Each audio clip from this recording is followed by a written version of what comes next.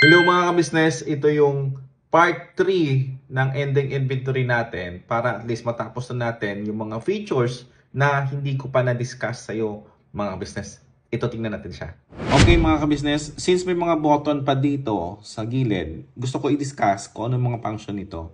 If you want to export the template to CSV or Excel file, click lang natin to and then select natin yung folder or saan natin isi-save itong Excel file na to mga business. Ang purpose naman nito is some of our client ginagamit ito para mag-manual entry ng mga inventory nila bago nila ipasok dito mga ka-business. So ganyan lang siya and automatic mag-export na. Another one naman mga ka-business, kung hindi nyo matapos within the day, let's say kailangan kasi ma-clear ito within the day or let's say within 3 days matapos siya. Kung mabalikan mo lang siya mga business, click mo lang yung retrieve ending inventory ulit mga business.